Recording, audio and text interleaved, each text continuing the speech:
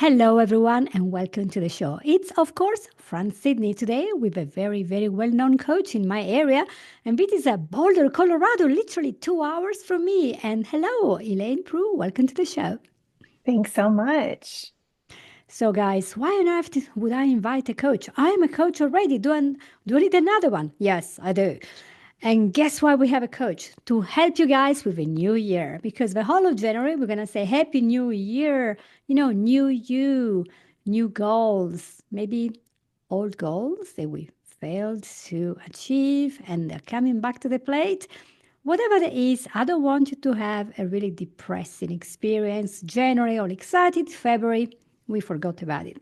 So we thought we would talk a little bit about being aligned with our true values and making sure that these goals are coming from us, not from someone else. And so I was just checking out Elena. I thought, she's got the right ideas here. We really want to expand and talk about the planning and finding that purpose so that we can lay those values, those purpose driven actions in a way that is sustainable, is possible. And in the end of the year, we're going to look back and say, well, we've done really well here. We've done really well. And this is going to be so practical.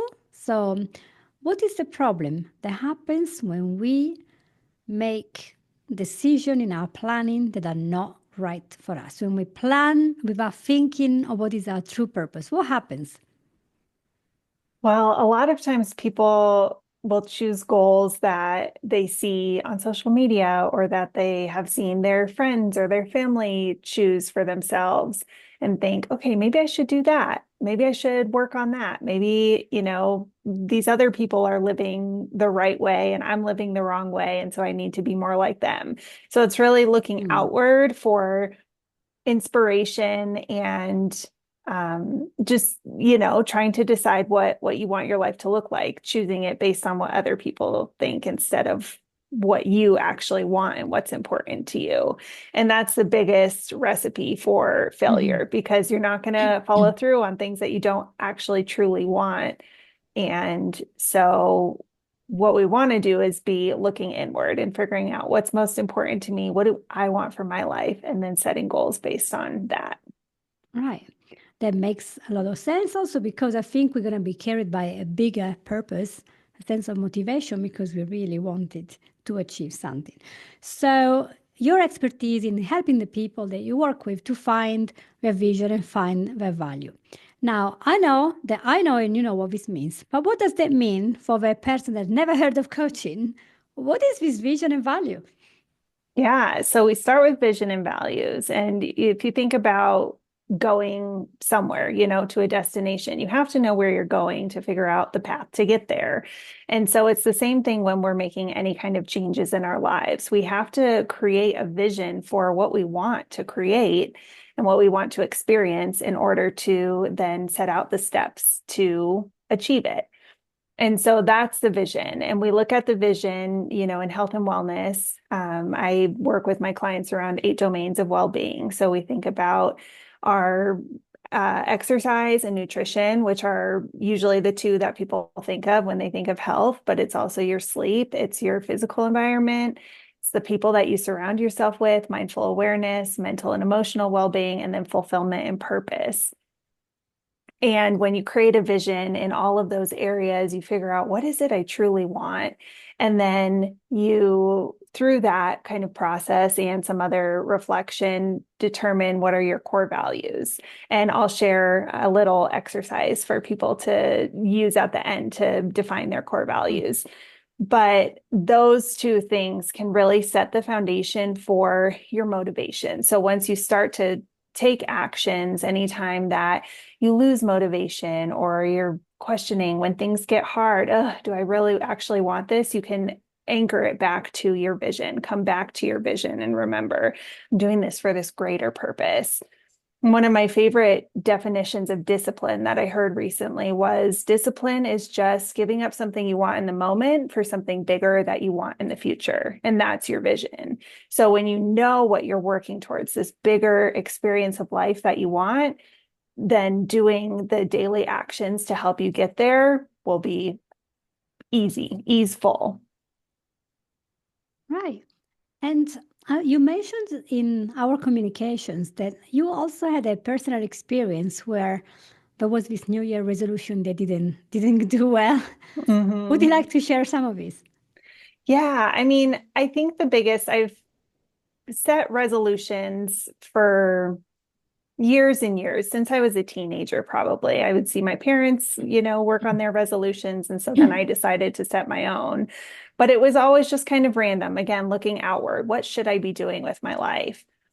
But I think the biggest one that I would set almost every single year is to lose some weight, which I think a lot of people can resonate with. I want to lose weight. I, want to get healthier. I want to feel better. I want to look better. And then I would, write out my resolutions on January 1st or that first week of January. Then I would close my notebook, put it away, and I wouldn't look at it again until December 31st. And I didn't actually do anything with my resolutions. They didn't actually inform any kind of, lifestyle change or transformation throughout the year. And I think that's what a lot of people do. They kind of get excited by this energy of the new year, new me. And then lose it within a week or two once life keeps happening, and Mhm. if we're not intentional about actually bringing those into practice, then Mm. nothing will happen. It doesn't just happen magically. Yes, there is something about it. You write it down, so you don't a very good step because a goal that is not written down is merely a wish. So you have it there on paper, and then where is the strategy? What are the actions? Where's the calendar where you're gonna put down these actions? A lot of people, they are I'm gonna lose weight. How? What's your strategy? Because obviously, if you want to lose weight now, something didn't work in the past 12 months. So, what is the new strategy? The data driven, the science based, evidence based strategy to obtain the job you want, the weight you want, the beauty, the spirituality. Where is the day to day activity? And a lot of people just don't know. They think, oh, it's just going to happen. Well, actually, I cannot just manifest losing the weight. Yeah. With all this woo woo talk about, you have to manifest it. Well, okay. I try to manifest being a millionaire, but it's not going to happen, is it? Yeah. That's a very stupid thing to manifest, by the way. But there was one exercise we done many, many years ago. So it's really 30 years ago with a professional that came into a group of us, and we were all about 22 to 32 years old. And he said, write down your goals in this piece of paper. And then he said, now tell me every day, what do you do every day? What do you do every week? And what do you do just every month? And we wrote down, in the morning I do this and that, school, university, whatever. In the afternoon I do this, in the evening I do that. Now he said, connect with a pen. Which part of your action is connecting to the goal? And most of us could not connect a thing to it. And he said, when you realize that, then you start changing your daily routine because most of the goals happen with daily small things that we do, not with one big event.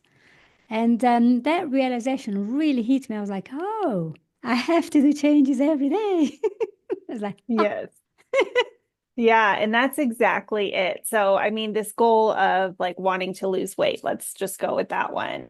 hmm, It's not actionable. Like, what do I do to lose weight? And so if someone sets that goal and then they just kind of let it sit there, nothing's going to happen. Like you said, you can't just like manifest these things. I think even with manifestation, it comes with action. You set the intention and then you have to commit to carrying out some kind of action to bring it into fruition. And so it's the same with these goals. So there's two types of goals. There's outcome oriented goals and process oriented goals. And outcome oriented goals are these goals that are really more aligned with our vision. So I want to lose weight. That's part of your vision. hmm, And maybe, you tie that into more emotional things to help like anchor that in you. I want to lose weight because I want to feel better in my body. I want to, fit into my clothes. I want to be able to run around with my kids or my grandkids and get up and down off the floor.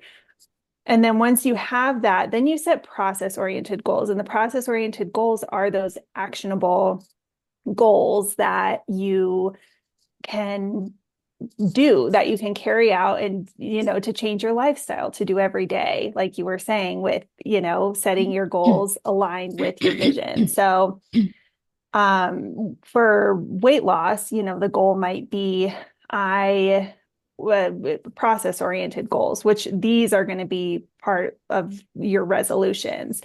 I will exercise 5 times a week. I will eat a vegetable with every meal. I will have a nightly wind down routine to help me set me up for good sleep. We don't want to say, I'll get 8 hours of sleep because we can't necessarily force our bodies to do that. And sometimes that's not going to happen. And we don't want to, then, that sets us up for failure. So focusing on the things that you can really control, focusing on actions, and then setting those kind of actions and intentions for the year will help set you up for success so that long term you get to experience this vision, this reduction in weight, the being able to move and feeling good in your body and all those things that go along with it. I love your attitude here because it's very much broken into bits that we can use. And the goal has to be smart, has to be a very specific, measurable goal. So we have to be able to tell the difference. If I said I want to lose a kilo will go. If I say I want to run for a marathon, for a 5K, that is the amount of exercise I am aiming to do, building up obviously because marathons are different. So there has to be something that I can go and look at and not something very cloudy because Yes. otherwise I won't get a sense of fulfillment. And I do know that you have a special exercise that you have to define those values upon which we want to base our action. Is that a good time to share that? Yeah, absolutely. So this is something I love to do. I just was sharing it with someone recently and realized I need to do this again. And so I just did it a few days ago. But so the first step is to think about an optimal experience in your past. So a time when you were in flow, when you were really content, when you were just feeling really good about your life. And it could be a moment, it could be a period of time.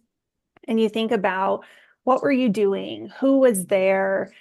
Where were you? What kinds of things were happening? And you just write it out, free write all those. And then you go through it once you're done and you identify what are the values that are being honored in this experience. And so one of my optimal peak experiences in my life was a volunteer trip that I took to Costa Rica when I was in college. And I just think about how free I was to be myself, and I wasn't really worried about what other people were thinking of me. I was with, a group of other students, but I just kind of like forgot about everyone else and was like, I'm going to have this great experience. I was in nature. I was having really deep conversations with people. I was getting to move around and exercise. And so I realized that a few of my core values are like nature, being connected to the earth, and having deep conversations with people or deep connections. So anyways, you're going to go through that, make a list of values. The next step is to think about an experience in your life where you were not happy. That was a real struggle for you. You don't have to go too deep. Don't dive into anything that's going to cause you, mental or emotional harm, but just think about a time when you were discontent with your life. And you kind of journal about that, what was going on, what was missing, all those kinds of things. And then you go through that and you think about, okay, so what are the values that were missing from this experience? What was not being honored that was important to you? From there, you kind of compile all those, and then you whittle down the list to 5 core values. And I find this experience a lot better for defining your core values than just looking at a list and picking out 5 values, because you can look at a list of 100 values and think, okay, these are all important to me. I don't know how to narrow this down. So going through the experiences you've had and thinking about your values in the context of your life and recognizing how you want to bring those into your life now, into your experience right now, is really valuable. So I really encourage everyone to do that. It's fun to think about these awesome experiences in your life and then to really get clear on what is most important to you. And from there, you can use that to define some goals for yourself in the life that you want. Wow. So I guess some of the people listening to us will be taking notes and pausing and say, is that what is missing here? Because we all have amazing goals. We want to achieve so much. And Yeah. then time passes and we may look back and say, what happened to my desire to do this and that? Oops. Yep. And there are seasons when we can't. For example, you might be an artist and a dancer or an actor, and then you realize, oh, now raising my kids, there isn't really much time to delve into art and whatever. So you have to give it a little bit of a pause. That's fine. It's not a failure. It's Mhm. just you're doing what is important for you because you are the only person that can raise your own kids. They're only kids for a short amount of time. Soon they're teenagers, they're gone, and you're like, let's go to my goals. And I wanted to add something. This is because recently I've noticed there are some 40, 50-year-old women that are now getting into YouTube and said, you know what, we exist. Everything in the social media is geared towards the 20-year-olds, the 30-year-old, the Instagram, a perfect body. But there are people like us, 40, 50, 60, we're on the top of our career or we're about to retire. We could be empty nesters. We might be part of a brain rewiring that happens after menopause, really pruning all these old synapses and deciding we want something new. So in this show, we also want to help those who are in this period of their life. So they can't say they've been a failure. They done really well, but now they want more. They want to really enjoy the time after the 40, the 50s, even the 60s, the 70s, because now I see women that are really reclaiming their power and they're, full of muscles and they go to the Himalaya and they do all sorts of stuff. And I'm like, wow, this is so good. So, what word of encouragement can we give to those who are no longer defined as youth by our social media, but they still have so much they can give? What can we give as an extra to them? Any tips? Yeah. I mean, I think one thing to recognize is that everything that you have gone through has gotten you to the point that you are now. And so it's all valuable. So to look back and have regrets or wish that you had done things differently isn't really productive. And so if we can let go of that a little bit, and I know that's so much easier said than done, but just to be grateful for all the experiences that they've had and acknowledge, okay, now this is where I am with all that knowledge, with all that experience. And then know that our values change over time. And like you said, when you have little kids, you may really value making sure that you're spending a lot of time with them. And that means less time for yourself. And that's okay. It's going to change throughout the phases of our lives. And so to take this opportunity now when they're coming into this awareness and stepping into their power and taking the opportunity to say, okay, now is my time. Now, what is it that I want? And really making it happen. It's never too late. Like you said, there's always gifts that we have to share at every single stage of our lives. And so I would just say, keep going and you have plenty of time to do all the things that you still want to do. Yes, thank you. And is there any other tip you wanted to share before we close? No, I think that's it. I mean, the biggest things are just those, defining your vision and values and then coming up with really process-oriented, actionable goals to help you, create this life and lifestyle that's going to support you doing all the amazing things that you want to do in your life. Well, thank you, Ellen. That's great. And I really hope that now with the new year, we don't get lost in all this social media pressure to do what they say. Just look inside yourself, turn off everything, go into nature. Maybe it's a bit cold, go near a plant, put some nice music, like the one when you hear the waterfalls and just something calm and be centered. Just listen to yourself and ask yourself, where do I want to be in 5 years from now? And then ask yourself, Absolutely. what do I need to do to get there? What are the actions? And if you can't do that, if you can't think and all you have is the chatter and maybe some toxic situation coming back to your mind to block you, that's a good time to say, you know what? I invest in myself. I'm going to have a session, maybe NLP session, maybe hypnosis, maybe EMDR for some trauma. That's the time to let go. Because if we keep looking in the past and what happened there, what John did, what Mary did to me, we're just not going to live. And why do we give them the rights and the power to affect our life for them bad? So that's the time to just shake it all off and say, you know what? Whatever my situation, I'm going to try to do the best of what I have. Not everyone is in an optimal situation. And my take is always this: if we wait for the situation to be perfect to take action, we might be waiting for a long while. And when you read biographies of successful people, from Dr. Christopher to Tony Robbins, Steve Jobs, they have such complicated situations. And they didn't wait for calm and peace. They acted and said, well, I have to get out of here and get this, for example, Dr. Christopher, who is one of the most famous herbalists. He was a herbalist for the armies, one of the first herbalist doctors for the army in the United States. And he was adopted, and he was born with a severe case of arthritis from when he was tiny. He was in pain all the time. And so he didn't say, oh, I'm just going to live as a victim. No, he set goals. He said, I'm going to have to learn how to get rid of this.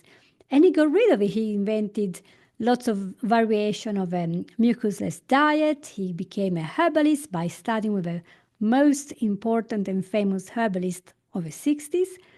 And then he set up to become a herbalist and to heal other people. He didn't just sit there thinking, well, that's me, that's my life, I'm going to be in pain all day, I'm going to complain the whole day because I'm in a wheelchair. No, he healed himself and he got out of a wheelchair, and his son David became a very famous herbalist as well. And now they're still helping with all these courses and helping hundreds and hundreds, probably thousands of people to get better. But he wasn't in an optimal situation. He really wasn't. He was in pain all the time. I remember reading his biography. He said if he just went back to the non-mucusless diet, which is a diet where you really eliminate all this white flour, sugar, and very little meat, if he just changed his diet, he would be straight back on a wheelchair.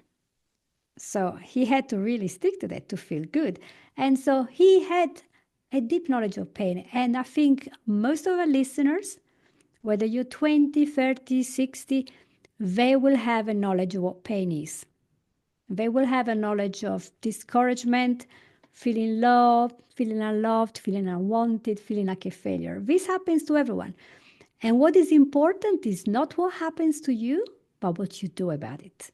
So let's make the 2025, sounds first time I say it, ooh, exciting, a wonderful year of achievement, of big goals that are big for us. We're not asking you to save the world. Sometimes just nourish yourself, because Elaine probably didn't say that in the beginning, but she was so busy when she was a bit younger. You're already young, but even younger. She was so busy doing everything that in the end she forgot herself. Mm-hmm. And so we want to make sure we learn from it. Did you want to say a word about that? Yeah, I mean, that's the main thing. That's why I'm here, right? Is Right. because we do often, I mean, as women especially, but a lot of people do put themselves on the back burner to take care of everyone else and to show up in the world. And it's just not sustainable. And so I was a teacher and I gave my all to teaching for 5 years and totally burned myself out, and then had to figure out who I was outside of teaching, and then how to take care of myself in a sustainable way alongside, having a career and continuing to make an impact in the world. So it's just, sometimes it feels like health is like just another thing we have to do. Oh, I have to exercise. Oh, I have to cook myself meals. But health is not another thing. It is the thing that makes everything else possible in our lives. And so to recognize that we have to choose, and you have to choose, like you were saying, I can be a victim, or I can have some agency in my life and start to make some decisions that support me and the life I want to experience. You have to choose to do it for yourself, and then you have to go out and do it.